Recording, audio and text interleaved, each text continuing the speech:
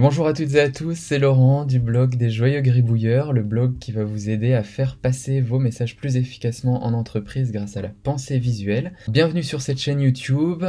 Pendant 30 jours, une fois par jour, je vais vous mettre une vidéo pour vous aider à construire une planche de sketchnote. Alors pourquoi est-ce que moi en fait je peux vous parler de ça, outre le fait que j'ai créé le blog des Joyeux Gribouilleurs pour vous parler de la pensée visuelle en entreprise.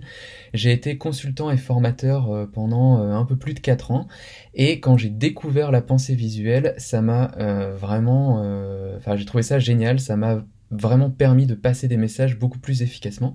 Et donc c'est ce que je vais vous faire découvrir tout au long des 30 jours, en fait les étapes par lesquelles je passe pour, grâce à la pensée visuelle, faire passer des messages en tant que formateur, en tant que professionnel qui fait des présentations de façon plus efficace, de façon plus impactante, de façon aussi plus sympa, plus attrayante. Alors si c'est un programme qui vous tente, n'attendons pas plus une seconde et rentrons dans le vif du sujet. Et juste après le générique.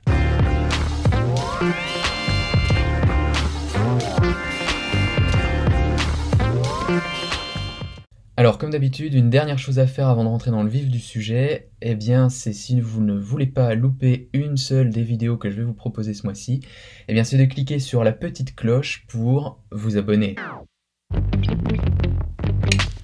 Ok, donc comme vous avez dû le voir dans le titre de la vidéo, nous allons voir aujourd'hui les 5 étapes par lesquelles passer pour faire votre planche de sketchnote et délivrer votre message de façon efficace.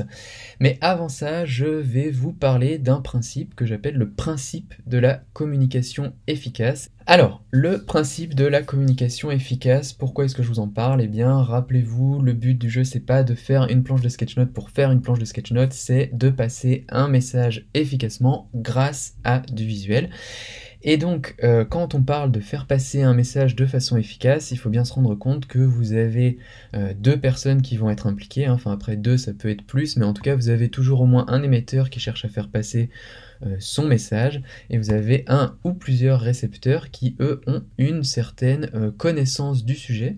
Et on se rend bien compte que si la façon dont vous faites passer votre message n'est pas orientée de telle sorte que le récepteur puisse finalement comprendre le message, et bien en fait le message ne va pas bien passer. Donc c'est bien ça qu'on va chercher à faire à travers une planche de sketchnote. Sur la forme, effectivement, il y a du visuel parce que ça nous aide à clarifier, mais sur le fond, on va aussi chercher, se poser la question de comment est-ce qu'on oriente notre message pour faire en sorte que le récepteur le comprenne bien. D'accord? Donc, si je résume, le principe de la communication efficace, c'est quoi? C'est d'orienter notre message pour que notre interlocuteur puisse le rattacher à quelque chose qu'il connaisse. Ok? Alors, maintenant, si on prend un exemple pour illustrer ça, voilà, en fait, moi j'ai travaillé avec une avocate qui, en fait, à chaque fois qu'elle explique son métier, se retrouve confrontée à ce genre de tête, c'est-à-dire que la plupart des gens, enfin en tout cas si vous êtes comme moi, n'ont absolument aucune connaissance juridique de base, donc tout le vocabulaire, les différents métiers, les différents types d'avocats, tout ça c'est vraiment complètement inconnu, ce qui fait que quand elle parle, en fait, moi, quand elle me parlait, j'avais énormément de mal à rattacher ça à quelque chose que je connaissais. Donc au final, j'ai réalisé pour elle une planche de sketchnote pour l'aider à expliquer aux autres en fait, finalement, en quoi consistait son métier.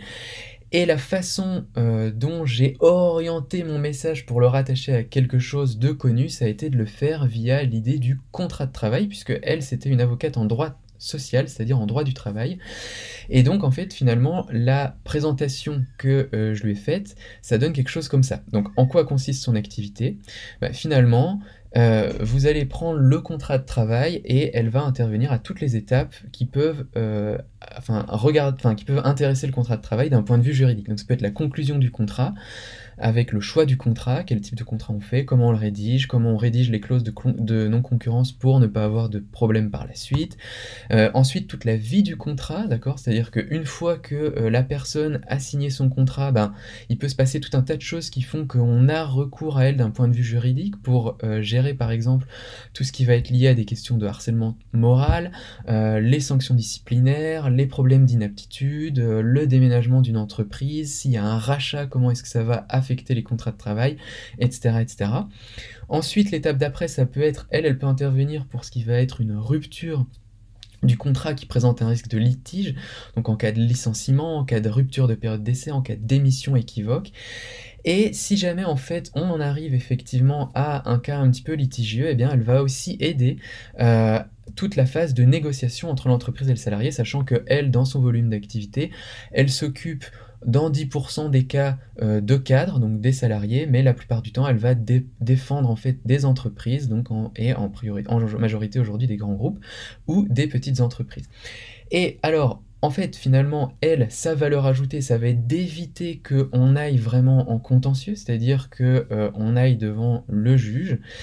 Et pour ça, en fait, elle est super forte, puisque en fait, il y a 95 dossiers dont elle s'occupe qui ne vont pas en contentieux, puisque tout le travail qu'elle a pu faire en amont pour bien cadrer les contrats font que derrière, en fait, si jamais il y a un risque de litige, eh bien en fait, tout a été bien ficelé pour que dans la phase de négociation, tout se passe pour le mieux.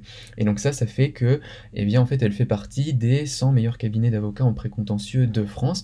Mais si jamais en fait, eh bien il y a contentieux, elle est naturellement capable d'intervenir en tant qu'avocate sociale, avocate en droit du travail, devant les prud'hommes en cas de procès. Voilà. Et donc son activité finalement comporte deux pans. Elle intervient à tous les niveaux en fait de la vie d'un contrat de travail, en amont pour toute la partie conseil, puis ensuite en cas de litige pour toute la partie contentieux. Voilà, donc en fait, ça, je vous dis ça, c'est pas pour faire de la pub pour l'avocate, enfin encore que je l'aime bien, c'est une super avocate, mais c'est plutôt pour vous montrer en fait le lien entre ce que je vous disais, le principe de communication efficace avec le récepteur. Comment est-ce que, enfin, qu'est-ce qu'il connaît en fait? Bah, il connaît effectivement, lui, il a signé son contrat de travail, voilà ce qu'il connaît. Et comment est-ce qu'on rattache la présentation de l'activité à quelque chose qui est connu? Et donc vous voyez que vous retrouvez cette chose qui est connue tout au long ici de la planche. Alors voilà, la planche, je vous l'ai pas mise en totalité, il manquerait encore quelques petits trucs ici et ici, mais grosso modo, c'était pour vous illustrer cette idée, eh bien en fait, du principe de la communication efficace. Une fois qu'on a dit ça, de quoi est-ce qu'on va parler pour la suite des vidéos?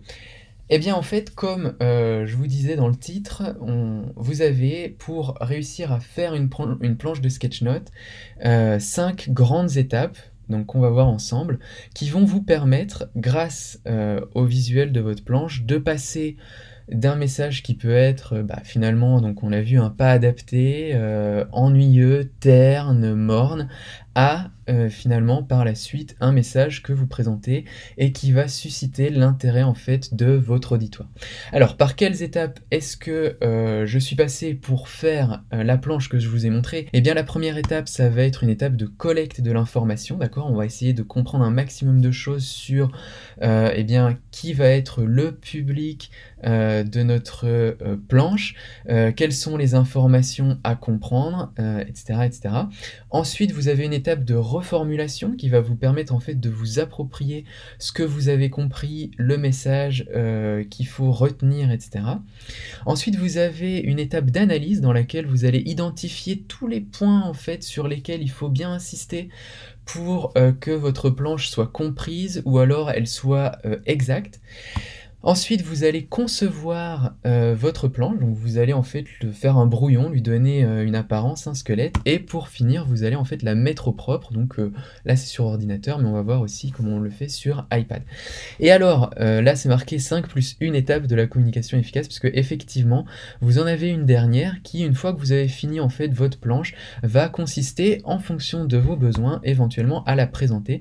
Et donc là aussi, je vais vous parler de comment est-ce que vous pouvez présenter votre planche une fois qu'elle est terminée. Enfin, votre ou vos planches, à la limite. Alors, pour parler de tout ça, eh bien, en fait, on va avoir différentes vidéos. Donc, en termes de programme, pour la partie collecte des informations, ça va nous occuper pendant 2 jours, 2 vidéos. La partie reformulation, tout comme la partie analyse, ce sera une vidéo. Et pour la partie conception, 3 vidéos cette fois, ensuite, donc, dans lesquelles vous verrez, c'est assez dense, mais il y a beaucoup de brouillons, de dispositions possibles, donc on verra, justement, on va rentrer dans le détail de comment est-ce qu'on rend ça un petit peu pertinent. Ensuite, vous verrez pour la mise au propre, on fera 4 vidéos et pour la présentation, on en fera 4 aussi. Alors, si vous faites le total, en fait, là, ça nous en fait 4, plus 3, ça fait 7, plus 8, ça nous en fait 15 sur 30 vidéos. Donc, ça veut dire quoi? Ça veut dire que il reste de la place pour que je réponde à vos questions, donc n'hésitez pas en fait dans les commentaires à me faire part de vos envies, vos demandes, à me poser vos questions, etc. Comme ça, je pourrai faire des vidéos spéciales pour répondre à vos questions. Voilà, donc j'espère que ça vous a plu déjà en fait aujourd'hui de voir le principe de la communication efficace, plus de découvrir les 5 étapes et un petit peu le programme par lequel on va passer tout au long en fait de ces jours de vidéo. Et maintenant, il me reste plus qu'à vous dire à demain pour la prochaine vidéo qui, bien évidemment, va concerner la collecte. Comment est-ce que vous allez collecter les informations que vous allez mettre dans vos planches. J'espère que cette vidéo vous a plu. Si c'est le cas, mettez un petit pouce bleu pour indiquer qu'elle vous a plu. Et puis, en tout cas, passez une bonne soirée. Moi, je vous dis à demain pour la prochaine vidéo.